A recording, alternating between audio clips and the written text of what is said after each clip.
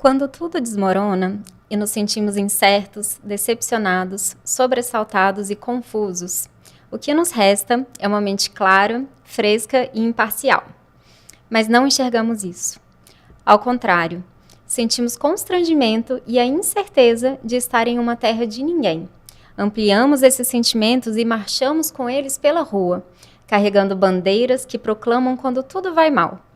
Batemos em todas as portas, pedindo às pessoas que assinem nosso manifesto, até termos todo um exército que concorde com a nossa opinião. Esquecemos o que aprendemos com a meditação e que sabemos ser verdadeiro. Quando sentimentos realmente fortes surgem, todas as doutrinas e crenças a que nos agarramos parecem insignificantes, já que as emoções são muito mais poderosas.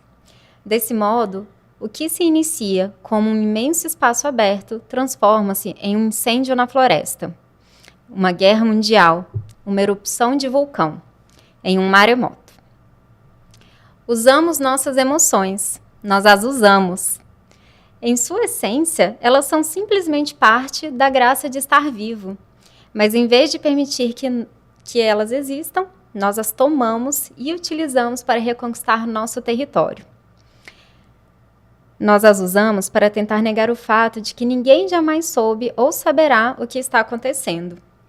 Nós as usamos para tentar tornar tudo seguro, real e previsível de novo, para nos enganarmos sobre o que é realmente verdadeiro. Podemos apenas sentar com a energia emocional e deixar que ela passe. Não existe nenhuma necessidade específica de espalhar culpa e autojustificativa. Entretanto, nós jogamos querosene na emoção, para que ela pareça mais real. Essa foi uma amostra do livro Quando Tudo Se Desfaz, da Pema Chodron, que é tema do nosso bate-papo de hoje. Eu estou aqui com o Thiago Leal. Boa noite. Que é médico, filósofo e é meu parceiro nesse podcast. Isso aí. E com a Cíntia Caldas, que é professora da Sociedade Vipassana de Meditação. Ela é instrutora do curso de meditação para iniciantes e do programa Cultivando Equilíbrio Emocional, que é um protocolo internacional baseado em mindfulness, voltado a ajudar as pessoas a lidarem melhor com as emoções delas. Prazer, gente. Obrigada pelo convite. Estou muito feliz em poder estar aqui com vocês hoje. Ótimo te receber, Cíntia. Bom, como eu adiantei, nosso assunto hoje vai ser... Não, mas calma aí, você não se apresentou, né? Ah, é verdade. Eu não me apresentei. Meu nome é Lara, também. Todos nós aqui pertencemos à comunidade da Sociedade Vipassana de Meditação. Provavelmente as pessoas que estão nos ouvindo também são dessa mesma comunidade de frequentadores, meditadores, leitores, estudiosos da meditação de plena atenção, do mindfulness. Eu gostaria de começar o nosso bate-papo com uma resenha do livro para os nossos ouvintes, para que eles entendam quem é a Pema Chodron e sobre o que fala o livro Quando Tudo Se Desfaz. Vou deixar com o meu especialista de resenhas. Olha só, que honra ser um especialista de resenhas. Bom, o livro Quando Tudo Se Desfaz foi escrito pela Pema Chodron, que é uma monja budista, né? E ele é dividido em vários capítulos curtos e cada capítulo é independente um do outro. Então você pode adquirir o livro agora e você pode já ler o último capítulo ou o primeiro, não tem tanta diferença. Mas ele foi baseado em palestras que ela deu ao longo dos anos, né? Tanto é que ela falou que ela estava num certo ano sabático e ela não trabalhou e mesmo esse livro foi feito, né? Uma brincadeira que ela faz de um livro que foi escrito a partir da não ação, né? Que ela entrou em contato com uma ajudante dela e a ajudante organizou as palestras e alguém transcreveu, né? Isso nos 80, então deve ter dado muito trabalho. Para resumir o espírito do livro, já que não existe uma história contínua, assim, eu vou falar de um trecho que me chamou muita atenção, que ela fala no primeiro momento que ela teve uma experiência contemplativa, algumas pessoas podem chamar de experiência espiritual, que ela estava tomando um chá, assim, na varanda, e o marido dela chegou assim pra ela e falou, olha, eu tô tendo um caso e eu quero me separar. E ela nem era monja nem nada, né? Não tinha treinamento em budismo, intenção plena, mindfulness, nada. E ela ouviu isso, né? E aí, para ela, tudo se desfez, né? Imagina, um casamento terminar assim, de repente, tudo. E ela disse que olhou para cima e contemplou o céu, se sentiu conectada com as coisas, tudo ganhou uma vivacidade diferente. Aí ela olhou pro marido com a pedra nele, né? E isso é bem interessante, essa passagem do livro, porque mostra o tempo todo no qual a autora ela vai falar de coisas contemplativas, vai falar da importância da meditação e da filosofia por trás da meditação, mas ao mesmo tempo ela é um ser humano muito humano assim mesmo, né? Ela fala que a meditação foi tornando ela cada vez mais humana ao longo da trajetória dela. Que muitas vezes existe essa ilusão de que a gente vai entrar no caminho contemplativo e vai sair um santo, né? De alguma forma, uma pessoa perfeita e tal. E no fim você vai ser só um ser humano mesmo, que medita e pronto, sabe? Esse livro, ele foi indicado pela Cíntia para nós fazermos essa leitura juntos. E eu queria saber, Cíntia, por que você escolheu um livro da Pema Chodron e por que esse livro, exatamente? Esse livro, ela fala que, até na introdução, que ele serve como um lembrete e também um encorajamento para que a gente coloque a nossa vida diária e os desafios que surgem na nossa vida diária como o nosso próprio caminho espiritual, como o nosso objeto de prática. E esse lembrete da gente levar essa sabedoria que nós cultivamos na meditação, né? Essas qualidades que nós cultivamos na nossa mente quando nós estamos meditando, para os desafios da vida diária, eu acho que ele é muito, muito, muito importante. Tanto que eu repito isso quase que exaustivamente durante o curso de iniciantes. Eu acho que é um lembrete que ele é muito válido tanto para quem está começando a meditar agora, mas também para quem já conhece a meditação, quem já pratica há muitos anos, mas que às vezes esquece de fazer esse movimento. Esquece que a gente pratica não é para criar uma ilha de bem-estar naqueles 20, 30, 40 minutos em que nós sentamos para meditar. Não é para a gente entrar em contato com o silêncio e esquecer que os problemas existem. A meditação é um treinamento justamente para a gente ter recursos para lidar com esses problemas que surgem no cotidiano. Inclusive, é nesse livro que tem uma frase dela que eu gosto muito, que é muito singela, mas que tem uma mensagem muito esclarecedora, que é de que nós não sentamos em meditação para nos tornarmos grandes meditadores, bons meditadores, mas sim para nós estarmos mais despertos na vida. Então, a gente precisa aprender a fazer esse movimento de levar essas qualidades que nós cultivamos na mente durante a meditação para os desafios da vida diária. E eu conheci esse livro, né, essa mensagem, esse lembrete, esse encorajamento para levar a meditação para a vida diária, chegou para mim por meio desse livro, em um momento que foi assim, chegou de uma forma muito interessante. Foi um desses momentos da vida em que tudo parecia ter se desfeito, muitas coisas importantes para mim pareciam ter se desfeito. E eu ia fazer uma viagem para o Japão, então eu ia ter muitas e muitas horas de voo. Eu falei, vou levar um livro para me fazer companhia durante o voo. Olhei para esse que eu já tinha em casa, mas ainda não tinha lido. Era uma edição antiga, eu acho que a primeira edição desse livro é de 97. Eu conheci ele, deve ter uns 10, 15 anos, que foi na época dessa viagem. Levei o livro comigo, li ali durante o voo, as primeiras páginas, e depois coloquei na mochila. E a minha viagem, essa viagem para o Japão, meu roteiro era basicamente subir montanha, conhecer os templos, que lá muitos ficam em cima de montanhas, praticar, estudar. Por muitos dias a minha rotina foi essa, era subir montanha, praticar, estudar, ia para outra cidade, subia outra montanha e por aí vai. Quando chegou no fim da viagem, eu cheguei assim fiz uma constatação assim, né? Eu tinha chegado lá muito aflita emocionalmente, diante dessa incerteza, muitas coisas que eu tinha tido ali como garantidas para o meu futuro tinham se desfeito e eu estava ali aflita diante dessa incerteza mesmo da vida. E eu percebi que ao final da viagem eu estava me sentindo assim ótima, maravilhosa, plena. Mas, ao mesmo tempo, eu estava muito apegada a essa ideia de que o que me deixava plena, então, era esse movimento, era eu subir a montanha, me isolar lá e ficar meditando. E eu me lembro muito claramente desse momento em que eu estava literalmente sentada no chão do aeroporto de Tóquio, esperando o voo de volta, pensando, gente, mas se a solução está em eu subir uma montanha e me isolar lá e ficar meditando, qual é a próxima montanha que eu vou subir Eu lá esperando meu voo de volta para o Planalto Central, o que eu vou fazer, né? E não tinha solução fácil. Eu falei, bem, eu vou pegar meu livro e vou ler. E eu abri e caiu exatamente em uma página em que ela fala assim, eu não lembro exatamente as palavras que ela usa, mas ela fala assim, a gente precisa aprender a descer da montanha. E eu, eita, acho que ela está falando comigo, né? A gente precisa aprender a descer da montanha. Tá tudo bem a gente subir a montanha para cultivar esses recursos, para ter uma mente mais lúcida, mais saudável, para lidar com o dia a dia. Mas nesse caminho do despertar, o nosso movimento ele tem que ser em direção ao centro da Terra, é em direção à confusão, é o caos, é as aflições da vida cotidiana. Porque quando a gente usa a prática como essa fuga, né, fazendo essa metáfora com, então eu vou subir a montanha e eu vou me isolar lá para não ter que entrar em contato com a confusão da minha vida, com os meus problemas, eu não estou ganhando discernimento, eu não estou superando o meu sofrimento, eu não estou ajudando ninguém a superar o sofrimento.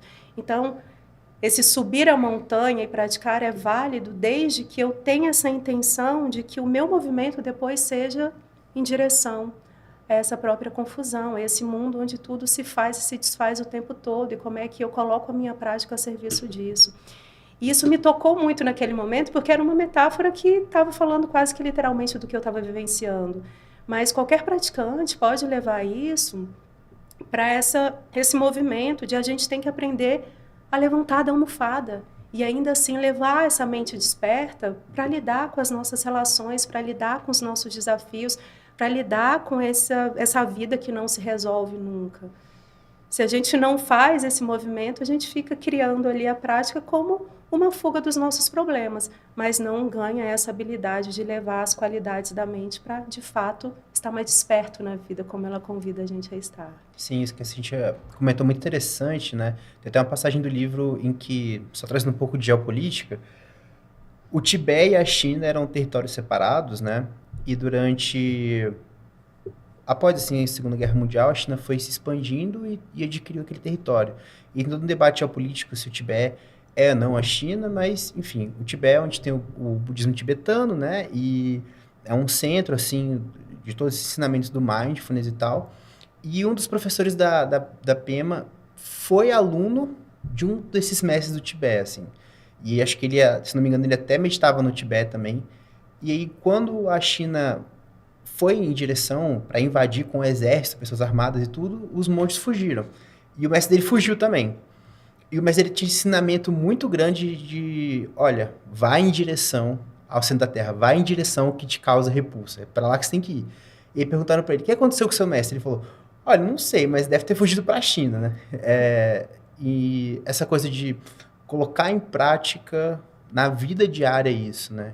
Eu estava indo de Uber para o trabalho hoje, eu estava subindo aqui Sobradinho. Para quem não for de Brasília e tal, Brasília é conectada com umas cidades vizinhas por meio de umas grandes estradas retas, assim.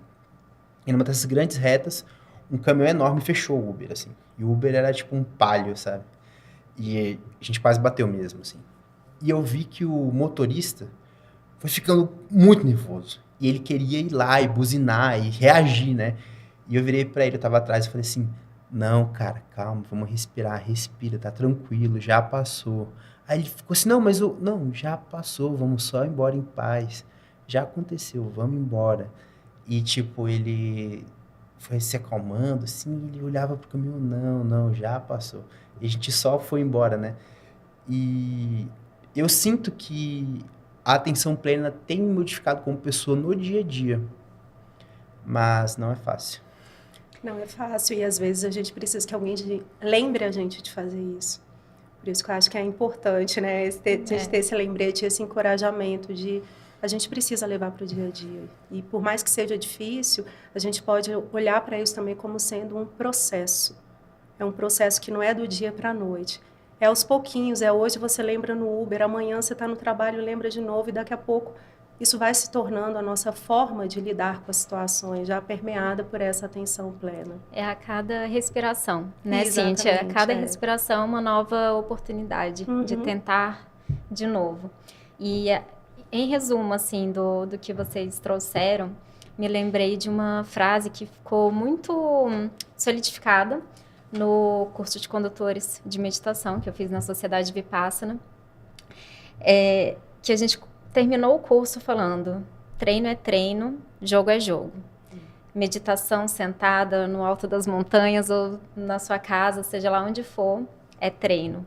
Jogo é vida real, é onde você vai colocar em prática as qualidades da mente que foram desenvolvidas na prática meditativa. Muito legal, gente. Obrigada pelas respostas. Eu vou seguir para um tópico que gerou muita conversa no nosso Clube do Livro, da Sociedade Vipassana. É um Clube do Livro novo, a gente acabou de estrear, estamos no primeiro livro, que foi esse escolhido pela Cíntia. E o livro da Pema Chodron tem um capítulo que fala sobre desesperança. E contra tudo que nós fomos ensinados a acreditar ao longo da vida, a Pema diz que não devemos cultivar esperança em nada. Como se esperança não fosse algo bom. E eu gostaria que vocês comentassem um pouco para a gente sobre esse tema, que gerou muitas dúvidas e desconfortos. Cíntia, se quiser começar. Sim. Eu acho que é importante a gente compreender essa desesperança que ela traz, não a partir do senso comum, dessa noção de esperança que a gente tem comumente, mas a partir do contexto desses ensinamentos que ela traz. Ela está trazendo aqui nesse livro para a gente algo que é assim, um conceito muito central dentro da filosofia no budismo tibetano, que é a questão da interdependência. A compreensão de que tudo aquilo que existe a partir de causas e condições. Então, causas e condições estão aqui em uma dança constante, né? Se encontrando e permitindo que as coisas nasçam e que elas mudem e que elas surjam, que elas desapareçam. Então, nós precisamos de que causas e condições se encontrassem para que a gente nascesse, para que a gente se desenvolvesse, chegasse até aqui, tivesse em comum aqui esse tópico para sentar nesse momento, nesse estúdio, conversar. Dependemos também das pessoas que criaram esse estúdio, que estão aqui apoiando a gente, da Pema Chodron, que escreveu esse livro. São muitas, infinitas redes de causas e condições que vão se formando e permitindo que as coisas surjam, se modifiquem, desapareçam. Algo que é muito característico dessa realidade que é formada, então, por causas e condições, e que é basicamente tudo que existe, é de que isso é impermanente. É impermanente, é dinâmico, porque essas causas e condições estão mudando o tempo inteiro. E é por isso que a gente entende que, além de ser, já que é impermanente, a gente não pode depositar as nossas expectativas, idealizações de felicidade nas circunstâncias externas. Porque a gente não tem controle sobre essas mudanças que vão acontecer, a gente não tem controle sobre esse ritmo dessa dança que está acontecendo o tempo todo. Quando ela fala de desesperança, não é em um sentido de nós não podemos, então, acreditar que a vida pode ser boa, nós não podemos esperar que a vida seja boa. É da gente partir de uma compreensão de que, já que nós não temos controle sobre essas causas e condições, a gente não sabe o que vai acontecer.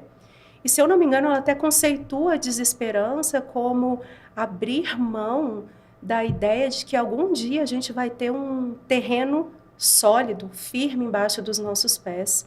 É a gente reconhecer que, já que essas causas e condições estão aqui dançando o tempo todo, nós sempre vamos caminhar sobre um terreno que ele é instável. E o caminho do meio, esse caminho do despertar, é justamente sobre a gente aprender a andar nesse terreno que é instável, reconhecendo que as coisas estão mudando, que nós não temos controle sobre isso. Então, a desesperança é nesse sentido. Eu não posso ficar apostando que no futuro as coisas vão se resolver, que no futuro eu finalmente vou me tornar esse eu ideal que vai ter a vida resolvida. Você não sabe de nada. A gente não sabe de nada. E a gente tem que trazer primeiro essa honestidade de reconhecer: nós não sabemos o que vai acontecer. Pode ser que coisas boas aconteçam, pode ser que coisas ruins aconteçam, pode ser que coisas indiferentes aconteçam. O que a gente precisa é ter esse discernimento. Não sabemos, muitas coisas podem acontecer. E a partir dessa compreensão, né, dessa sabedoria de que tudo está mudando, tudo é dinâmico, tudo se faz, se refaz e se desfaz o tempo inteiro, como é que eu me coloco, então, com sabedoria nessa dança? Sem criar sofrimento. Como é que a gente cria sofrimento nesse contexto? é se apegando a essa ideia de que o futuro vai chegar e vai nos salvar, de que vai vir alguém e vai salvar a gente do nosso sofrimento, de que vai existir uma prática milagrosa que vai fazer com que amanhã eu fique feliz, de que vai existir, então, esse eu ideal que finalmente vai encontrar a vida perfeita e vai ser feliz. Quando a gente abre mão dessa ilusão de que o futuro vai chegar para salvar a gente, resta só uma coisa, que é o que a gente tem agora. É o aqui e agora. É olhar para o que dentro dessas causas e condições a realidade nos apresenta e como é que a gente pode ser feliz nesse contexto aqui, nesse pacote de qualidades e confusões que nós temos hoje na nossa vida. Como é que a gente se coloca com sabedoria nisso, tentando ser feliz, tentando fazer os outros felizes, ou ao menos não causando sofrimento para a gente e para os outros. Então, a desesperança é nesse sentido de abre mão dessa ilusão. Abre mão dessa ilusão de que o futuro vai vir para te salvar. Volta para o que você tem agora, porque é agora que... É só nesse momento que a gente tem condições de fazer alguma coisa, né, para tentar ter uma vida um pouco mais lúcida. Sim, eu vi muito esse exemplo como uma metáfora assim, lúdica que eu venho pensando esses dias. Algo do tipo, vamos supor que domingo eu não vou trabalhar e eu vou no clube e eu quero que faça sol, sabe? E eu olho a previsão do tempo e tá lá 99% de chance de ter sol mesmo. E a partir daquele momento, né, de olhar uma previsão, tentar ter um controle de algum tipo, eu criei a esperança de que realmente faça sol. Só que aí, junto, eu forjei o medo de que não faça sol. Né? Nasceram duas coisas juntas, né? Nessas questões de causas e condições, a gente tem muito pares complementares, né? Então, ao mesmo tempo que surge a esperança do sol, surge o medo da chuva. Elas nascem juntas em mim. E aí, não importa quantas eu olhe, eu vou ficar tentando saber se realmente 99% e tal. E se no dia lá for 99,9% naquela manhã, eu ainda vou ficar, nossa, mas tem 0,01% que talvez... E durante o clube eu vou estar lá, tipo, nossa, e se chover agora, como é que vai ser e tal? Então tem uma coisa do deveria ser sol. Deveria ser. E quando você tem outra disposição do tipo, cara, se fizer sol, eu vou curtir o sol. Se chover, eu vou dançar na chuva. Se cair um meteoro na Terra, eu vou ver fogos, entendeu? Tudo tá, beleza. É que quando você vai disposto a qualquer coisa, ela fala muito dessa abertura para a vida, né? Quando você vai disposto a abertura para a vida, você abre mão do deveria ser.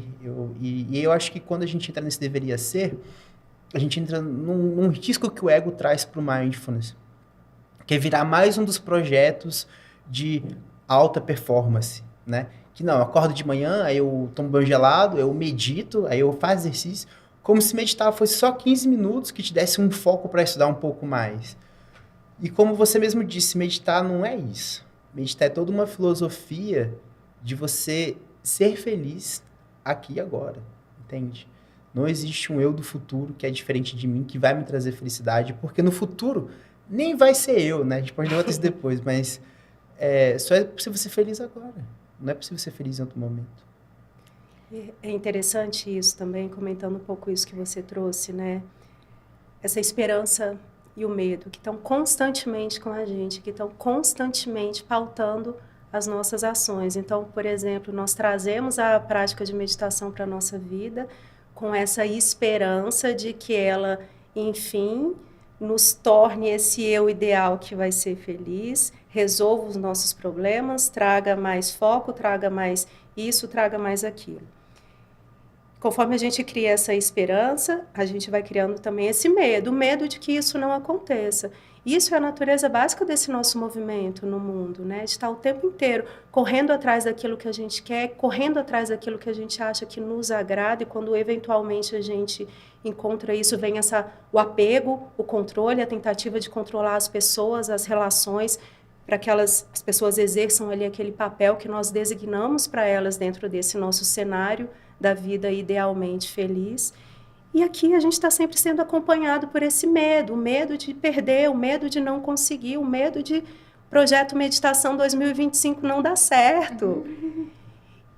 A prática de meditação é justamente onde a gente treina reconhecer essa inquietação que essa esperança e medo nos traz o tempo inteiro, Quando a gente senta em meditação, por exemplo, e percebe que tem ali uma sensação desagradável, o pensamento que a gente não queria mais ter, mas que ele está ali martelando, surgindo durante a prática, e que a gente fica naquela esperança de tomara que a prática acabe logo, tomara que esse pensamento vá logo embora, tomara que essa dor passe, é mais uma expressão dessa esperança e também dessa aflição, desse medo do e se não passar? E se a dormência da minha perna não passar? E se eu não conseguir parar de pensar? Ninguém para de pensar, mas isso perturba, acho que quase todos os meditadores.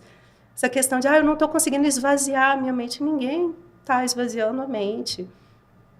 A gente está ali para reconhecer justamente esses movimentos da nossa mente, de apego, de aversão, de esperança, de medo, para nesse momento a gente reconhecendo isso, poder trazer essa qualidade da abertura, que é o que ela traz, né? Que a gente deve ter durante o nosso dia a dia, para encarar esses momentos, inclusive, em que tudo se desfaz. A gente precisa ter essa abertura de saber que tudo existe, há espaço para tudo, para as coisas boas, ruins, para a alegria, para a tristeza. Quando a gente está em meditação e se vê enroscado nesses nós ali da esperança e do medo, é o momento da gente olhar e falar, olha eu aqui enroscado nisso de novo. E se eu soltar esses nós? E se eu relaxar diante disso que acontece nesse momento? E se eu abrir mão dessa luta mental de que as coisas deveriam ser de outra forma?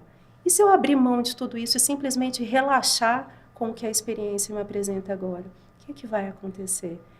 A prática é o espaço para a gente cultivar isso. E isso é fenomenal, porque é o que nos prepara para fazer isso no dia a dia. Eu vejo esse tema da desesperança muito atrelado a essa abertura para o que vier da vida. Pode ser bom, pode ser ruim, pode ser muito bom, pode ser muito ruim. E eu entrei em contato com isso de não criar expectativa a primeira vez foi no programa de redução do estresse, na primeira aula. Os professores foram dando algumas orientações sobre como lidar com o programa, como, né, fazer o programa, e uma delas era não criar expectativa em cima do programa. Porque quando você cria a expectativa e às vezes não alcança aquilo no tempo que você desejou ou da forma que você desejou, aquilo gera uma culpa e aí você não consegue evoluir. Enquanto que se você soltar e tiver abertura para o que tiver que acontecer, muitas vezes você pode até se surpreender, né, com o resultado. Então, eu acho que é uma lição muito importante para todos nós.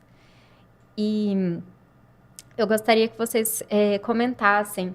Existem duas crenças que são dois lados de uma mesma moeda, né? Se eu faço a coisa certa, alguém vai me dar valor, alguém vai cuidar de mim. Existe essa crença no nosso imaginário. De alguma forma, culturalmente, nós somos ensinados a acreditar nisso. E a crença também contrária, né? Que diz, se eu sofro, é porque tem algo de errado ou porque eu fiz algo errado. E eu gostaria que vocês falassem um pouco sobre isso. Eu gostei muito da passagem em que a Pema diz que, olha, não é, se você está sofrendo, não é porque você fez algo de errado, né? E eu achei isso muito legal. Eu acho que ela traz isso no momento em que ela fala sobre as causas do sofrimento e das 4 nobres verdades ali também, que tem nessa base filosófica, né? Quando o Buda traz essas causas do sofrimento, a partir primeiro dessa compreensão de que o sofrimento existe, ele faz parte da vida, ele faz parte do mundo, e nós temos essa habilidade mental de criar sofrimento o tempo todo, todas as pessoas têm, mas muitas vezes a gente cai nesse movimento, que eu acho que é o que ela comenta, de achar, se as coisas estão dando errado, é porque eu sou uma pessoa inadequada, é porque eu só faço coisas erradas. Que até acho que quando ela comenta que ela recebe muitas cartas da pior pessoa do mundo, né? Existem muitas piores pessoas do mundo, porque todo mundo se acha péssimo, todo mundo acha que é a própria causa do sofrimento. E não é que as nossas ações e pensamentos não possam contribuir para esse sofrimento. Contribuem, sim, em grande medida. Mas a gente também precisa ter clareza de entender que o sofrimento vai fazer parte da vida. A gente não vai conseguir chegar nesse momento em que, então eu vou me autoaprimorar tanto que não vai mais existir sofrimento. Não importa o que você faça, estamos imersos em um mundo onde o sofrimento existe. E aí que entra, inclusive, a atenção plena. Eu acho super bonito que ela conceitua a atenção plena como ver com clareza, com respeito e com compaixão. Então, não é atenção ultrafocada, é ver com clareza o que está acontecendo. O sofrimento está aqui? Existe. A vida tem sofrimento, não é que a vida seja sofrimento, mas existe sofrimento na vida. Vamos ver com clareza qual é o nosso papel nesse sofrimento. A gente, de fato, está contribuindo para criar sofrimento para a gente ou para as outras pessoas? Então, ver com clareza, com respeito, e aí que entra a questão do não julgamento. Respeito à realidade como ela é, as situações se colocam ali, a gente precisa, quando a gente entra em uma narrativa com uma autocrítica muito cruel, entra nessa narrativa da pior pessoa do mundo, a gente já não está mais nem respeitando a realidade, porque a gente não está mais nem olhando para ela. A gente está preso nessa nossa história mental de que talvez a gente esteja fazendo tudo errado ali. E com compaixão, essa compaixão de entender que somos, sim, limitados, mas estamos nesse mundo onde o sofrimento existe. Então, como é que a gente pode agir dentro do nosso potencial, que vai ser sempre limitado, para aliviar esse sofrimento, mas sem essa expectativa de que um dia seremos as pessoas perfeitas que vamos resolver todos os problemas do mundo, vamos resolver. A gente mal dá conta de resolver a nossa própria vida, né? Quem dirá dos outros. E a outra questão que você colocou, Lara, era essa, né, de quando se eu sofro é porque eu fiz alguma coisa de errado. E a outra, se eu fizer a coisa certa, alguém vai me dar valor ou cuidar de mim. Que aí acho que está muito associado. Primeiro é essa projeção que a gente faz de que vai ter alguém que vai salvar a gente, vai ter alguém que vai vir, a partir do olhar do outro eu vou conseguir entender, vou conseguir acreditar no meu próprio valor. E também dessa expectativa de que vai ter alguém que vai me salvar, alguém que vai resolver a minha vida, alguém que vai me livrar do sofrimento. Isso está muito associado à própria desesperança. Quando ela fala para a gente abrir mão dessa esperança, também é nesse sentido de abre mão dessa esperança de que vai chegar uma pessoa e que vai resolver a sua vida, que finalmente vai te fazer feliz. Desesperança, você não sabe o que vai acontecer. Como é que você pode agir de forma lúcida e consciente dentro da sua própria vida? Questões muito difíceis, né? Acho que quando a gente volta para a origem do sofrimento, nas primeiras nobres verdades, né? Eu vou tentar descrever de termos leigos, assim, me perdoem quem conhece bastante aí da filosofia, mas o que está em jogo aqui é basicamente o seguinte: nós temos desejos. E a realidade é diferente dos nossos desejos. E isso dói. Resumindo muito, é basicamente isso, né? E o primeiro movimento de treinamento que se faz, normalmente, é pensar assim: vou abrir mão dos desejos. Então, se eu não beber, não fumar, não, sei lá, fizer mais sexo, não fizer mais nada, só renunciar a todos os desejos, eventualmente eu não vou mais sofrer, porque não sobraram mais desejos. Só que aí sobra o último desejo de desejar não ter desejos. E como é que você vai abrir mão disso? E aí você cai num certo ponto em que não tem nada para você fazer e nada para você não fazer. E só sobrou compaixão mesmo.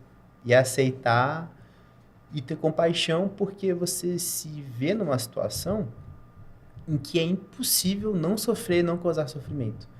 Impossível, não tem como. Não tem como. E você só sobrou compaixão por si mesmo e pelos outros, né? E sobre coisas certas e coisas erradas, eu acho muito engraçado, porque se eu chegasse para um engenheiro, um arquiteto e falasse assim: olha, eu quero que você faça um prédio, mas ele só pode ter para cima, tá? Não pode ter para baixo.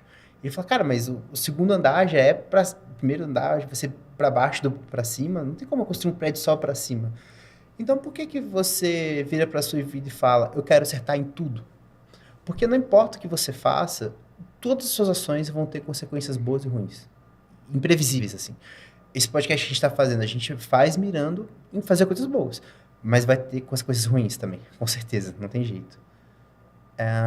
E aí você percebe que se você faz as coisas boas de um lugar de compaixão e liberdade, com um desejo genuíno de libertação do sofrimento dos seres, é bem legal, assim. Mas também a gente não pode cair na armadilha de fazer o que é certo, bom, para ser um menino bom. Porque aí já é outro projeto do ego, né? Não, eu seria uma boa pessoa, um bom rapaz, então as coisas vão se ajeitar. Não, entendeu? Não há salvação para nós. Eu acho que só sobra compaixão mesmo. É um projeto de esperança e medo, né? Eu vou fazer isso querendo, então, ser premiado. O prêmio não vem. Tem que abrir mão dessa esperança. Sim. Sobre ainda essa questão da expectativa, da esperança, se levar às últimas consequências, para que a gente levanta da cama? Para trabalhar, realizar coisas. Hoje eu compartilhei com vocês, assim, eu tive insônia para estar aqui, nunca tinha feito um podcast na minha vida, então fiquei muito ansiosa e vim muito motivada por acreditar que vai ser algo legal. E Thiago me falou, não cultive essa esperança. Cheio de piadinhas, né? Como sempre. Aí é bom que cada livro vai ter um conjunto de piadinhas. Sim. Então, eu queria saber sobre isso. Para que a gente... Se nós não vamos cultivar essa esperança, então por que nós vamos agir, tentar realizar, levantar da cama, trabalhar, buscar fazer coisa nova, coisas que dão muito medo de fazer? Queria saber isso. Tem uma parte aqui do livro que ela fala assim, que nós somos como se fôssemos crianças brincando de construir castelos de areia. A gente vai, constrói aquele castelo, enfeita, protege ele. Se alguém vier e falar que é feio, a gente vai dizer que é bonito. Se alguém ameaçar destruir, a gente vai defender. Mas, no fundo, a gente sabe que em algum momento a maré vai subir e vai destruir aquilo. A questão não é sobre a gente. Então, se eu já sei que todo o castelo vai desmoronar, eu não vou nem levantar da cama e não vou construir nenhum. É mais sobre a gente levantar e construir quantos castelos a gente quiser, mas sem se iludir de que ele não vai se desfazer.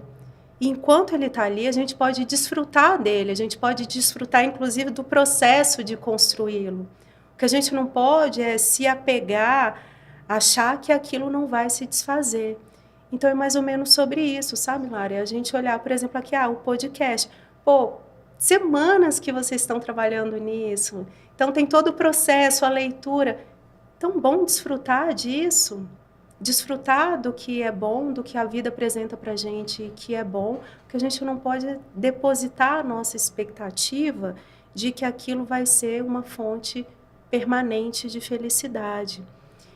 E aí vem essa questão também, por que a gente vai fazer coisas boas? Por que a gente vai levantar da cama? Por que a gente vai se colocar em movimento para fazer qualquer coisa, que seja meditar, por exemplo? A gente pode começar a trazer um discernimento aqui entre o que é um objetivo e o que é uma aspiração. Então, durante a meditação, inclusive no simples fato de trazer a meditação para a nossa vida, nós cultivamos essa aspiração de que isso contribua de alguma forma para que a gente tenha uma vida mais feliz, para que a gente supere o sofrimento. A meditação nasce de um contexto aqui que é um caminho para a superação do sofrimento. Então, existe um caminho. O Thich Nhat Hanh, inclusive, ele falava que falar que é um caminho de superação do sofrimento é só uma forma de dizer, porque se a gente está indo para superar o sofrimento, a gente pode também dizer que é um caminho para a gente cultivar a felicidade. A questão é a gente entender que quando a gente traz isso como uma aspiração de que a gente possa ser feliz, que as outras pessoas também possam ser felizes, a aspiração é um direcionamento que a gente traz para a nossa mente. É a direção em que a gente está indo nesse caminho, direção em que a gente está levando os nossos pensamentos e as nossas ações. Ela não é o fim do caminho. Se não me engano, é o último capítulo do livro, ela fala que o objetivo é o caminho. O objetivo não é chegar no fim do caminho. O objetivo é o próprio caminho. Então, quando a gente levanta da cama para fazer seja lá o que for, a gente pode trazer esse entusiasmo de incluir coisas boas na nossa vida, de sim trazer práticas, trazer coisas que contribuam para a nossa felicidade, mas entendendo que isso já é experienciar a própria vida, isso já é experienciar esse caminho. Não vai ter fim de caminho. E a gente ter a consciência de que o fim do caminho não existe, a gente não vai chegar lá. A gente não vai chegar no dia em que o eu ideal vai encontrar a vida perfeita. Quebrar essa ilusão traz a gente para o agora. Para esse agora, em o que você pode experienciar nesse exato instante. E é a partir daí que a gente desfruta disso que está presente nesse momento, sem apego, sabendo que a qualquer momento tudo isso se desfaz. Mas enquanto está aqui presente, sim, vamos desfrutar disso. Acho que é um pouco naquela questão do...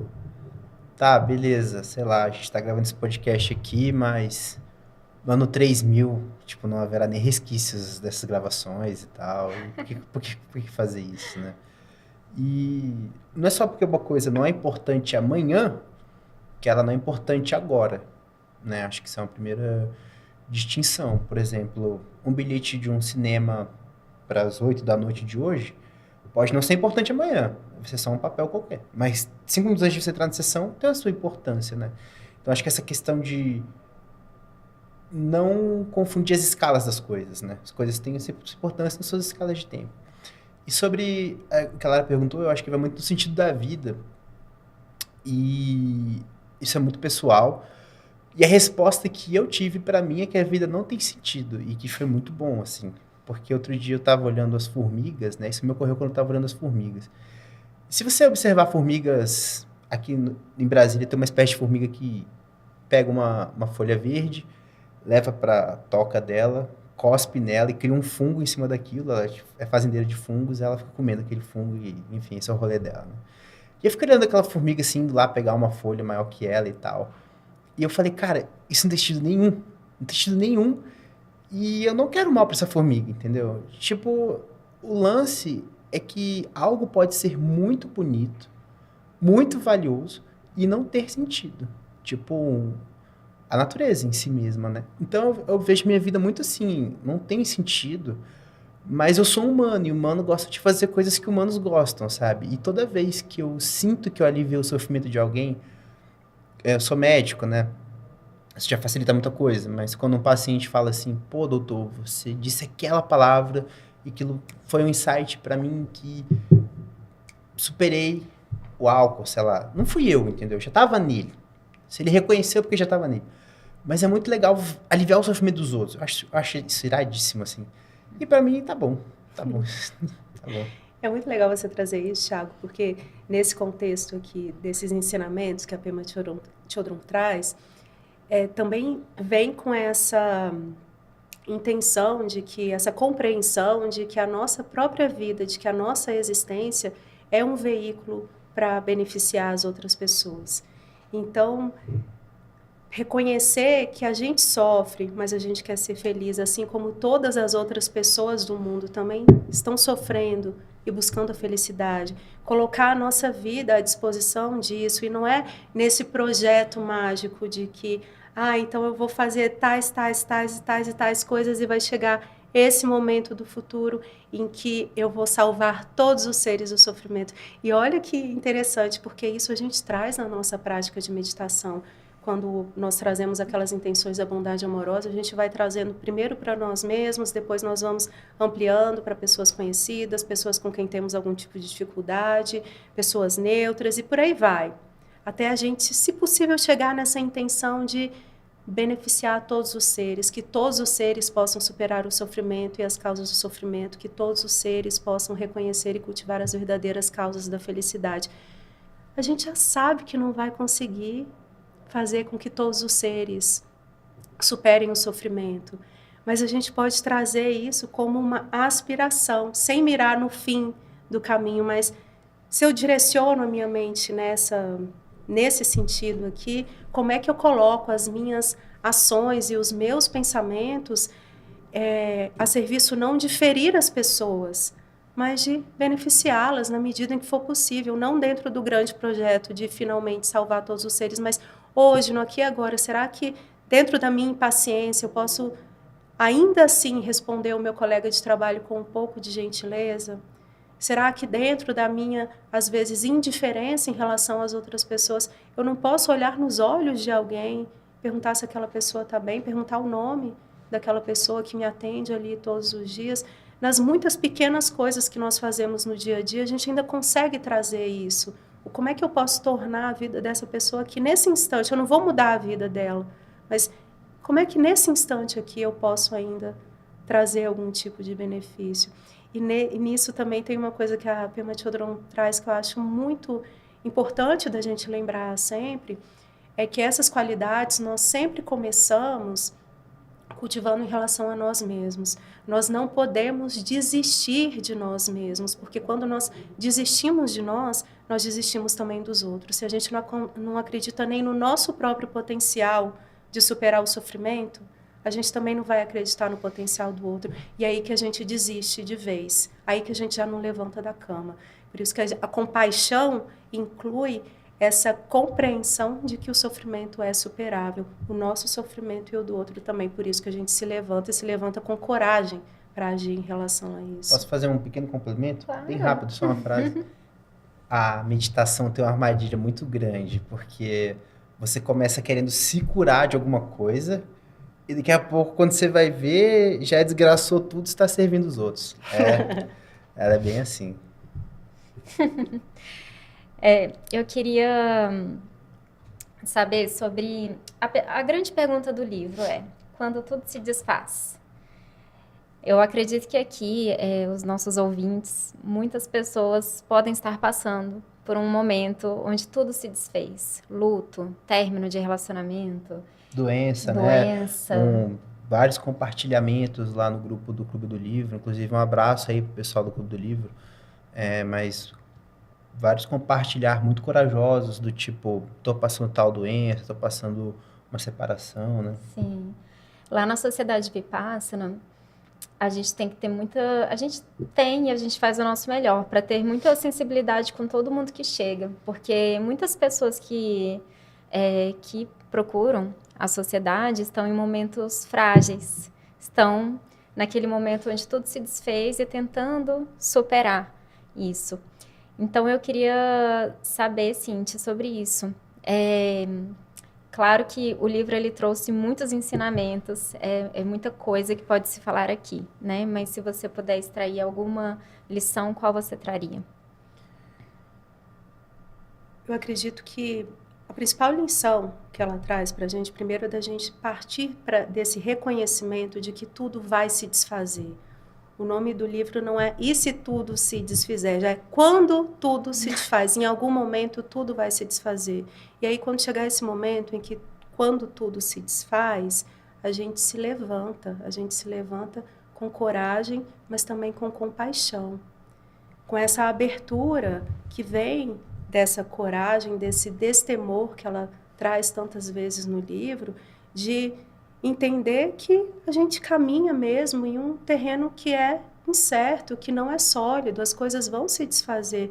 E a partir dessa sabedoria, dessa compreensão de que sim, as coisas se desfazem, a gente traz essa compaixão.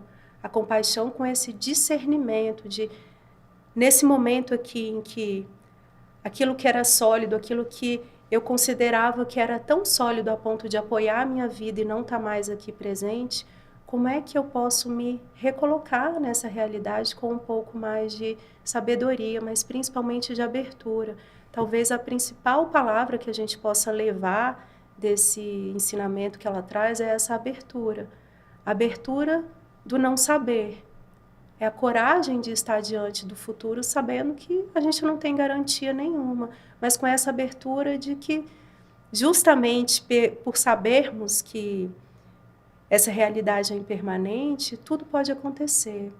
A gente não cair nem no extremo de somente coisas ruins vão acontecer daqui para frente e eu nunca vou conseguir ser feliz, e nem cair no extremo do apego de esse com certeza foi o ponto de virada e a partir de agora minha vida vai decolar. Dá uma Não, guinada. a gente não sabe. Então, com muita compaixão, a gente junta os nossos cacos e faz o melhor que a gente pode dentro do que as causas e condições do momento presente nos apresentam. Faz um novo castelinho de areia. A gente refaz o nosso castelo de areia, sabendo que ele pode se desfazer a qualquer momento. Mas vamos desfrutar desse processo? Vamos fazer isso com sabedoria?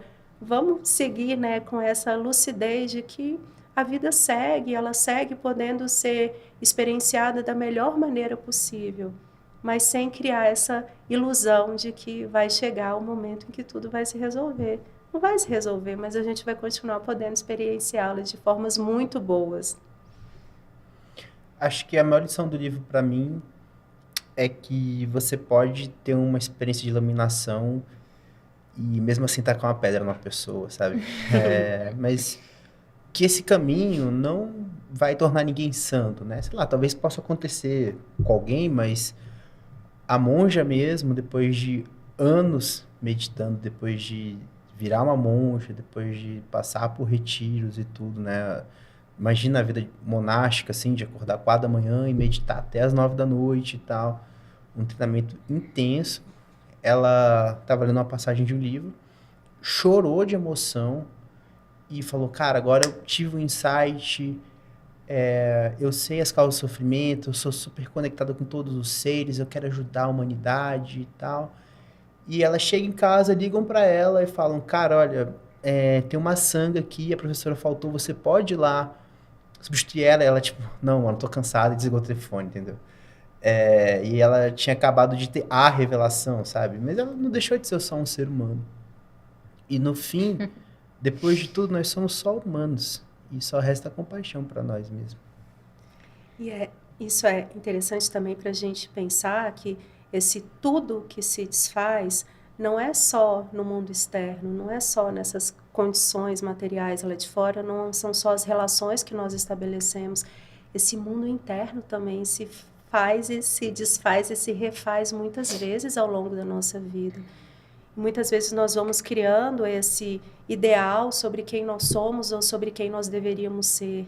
Então, então agora eu comecei a meditar, eu estou me tornando uma pessoa muito bondosa, muito compassiva, muito lúcida. Eu não erro, eu estou me tornando essa pessoa quase perfeita. E aí acontece uma coisinha, a gente xinga a pessoa no trânsito, a gente se percebe tendo inveja de alguém, a gente se percebe com ciúme, se percebe sendo humano. E aí é esse mundinho de idealizações internas que se desfaz também. E aí é o momento que a gente precisa dessa compaixão, dessa autocompaixão, para nos lembrar que, assim como todos os outros seres humanos, somos e seremos eternamente limitados e imperfeitos. E a gente pode acolher isso com a atenção plena, que ela traz aqui como ver com clareza, então, as nossas limitações, com respeito por quem nós somos, e é justamente por ter respeito por quem nós somos hoje que a gente não precisa ficar com essa ideia de que só quem presta é o eu ideal lá do futuro, e com compaixão por essas nossas limitações, tá? Não sou perfeito, mas tem tantas coisas boas aqui no meio dessa confusão que eu posso, então, cultivar uma forma mais sábia de trazer isso para o mundo. Gente, muita sabedoria compartilhada aqui hoje. Tô muito feliz, assim, a convivência com vocês, com os professores, condutores, instrutores e praticantes da sociedade é muito rica. É sempre assim, a cada minuto a gente vai aprendendo coisas e eu falo que eu nunca erro de, assim, sempre vale a pena ir na sociedade. Sempre vale a pena, nunca é uma perda de tempo. Então, eu queria agradecer muito. Nosso tempo está acabando. Queria agradecer a presença de vocês. Se vocês quiserem se despedir do pessoal, eu vou depois fazer um pequeno encerramento. Quero agradecer também o convite para estar aqui com vocês e também essa convivência ao longo desse último mês aí, que a gente teve a oportunidade de trocar um pouquinho mais, a oportunidade também de voltar a olhar para esses ensinamentos. Eu acho que é isso, não importa o resultado que esse podcast tenha, que esse clube de leitura tenha, já é tão rico a gente poder olhar novamente para isso, debater, saber que tem outras pessoas debatendo isso também. Então, agradeço também o pessoal que se inscreveu aí no Clube de Leitura, que está acompanhando, que está refletindo, que está questionando. A ideia é essa mesmo, né? Então, muito obrigada, gente. Um prazer muito grande estar aqui com vocês. Agradeço a todo mundo do Clube de Leitura. Agradeço a Sociedade Vipassana por essa oportunidade. Agradeço a Lara por ter acreditado nesse projeto. Agradeço a professora Cíntia por essa aula incrível, assim. Trouxe vários insights que eu não tinha tido do livro, né? E só o fato de escolher esse livro também, agradeço por isso. Só gratidão. Bom, então, para quem quiser aprender mais sobre meditação de plena atenção, sobre o mindfulness, eu convido a conhecer a Sociedade Vipassana de Meditação. Nós estamos sediados em Brasília, mas temos sim atividades online. Então, as sanghas, que são as meditações em grupo, elas acontecem 3 vezes por semana, com transmissão ao vivo pelo YouTube. Então, é possível acompanhar remotamente de qualquer lugar do mundo. E nós temos também o curso de meditação para iniciantes, que dentre os professores está a Cíntia Caldas, que recebe os meditadores iniciantes, que são aquelas pessoas que nunca praticaram meditação ou já praticaram, mas nunca tiveram um curso, algo que orientasse com mais segurança essa prática. Esse curso já tem 20 anos de existência, já passaram mais de 20 mil alunos pelo curso de meditação para iniciantes e foi ele que deu causa à constituição da Sociedade Vipassana. E logo, em breve, eu acredito que nas próximas semanas, a gente vai lançar o 49º MBSR, que é o Programa de Redução do Estresse, baseado em Mindfulness. Estamos quase chegando na edição 50. São aí, acho que 12, 14 anos de Programa de Redução do Estresse.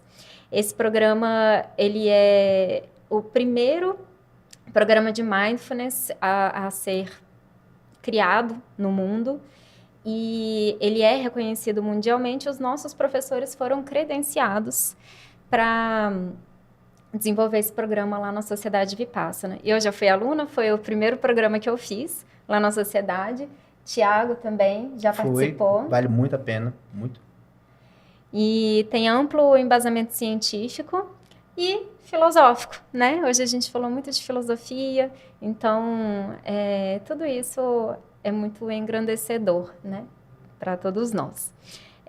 Para saber mais, acesse o nosso site, sociedadevipassana.org.br ou o nosso Instagram, sociedade.vipassana, e nos sigam nas redes sociais. E eu espero que esse podcast seja aprovado e vá para o Spotify e também para o YouTube. Obrigada, gente. Obrigada. Obrigado. Boa noite, boa tarde, bom dia. Isso.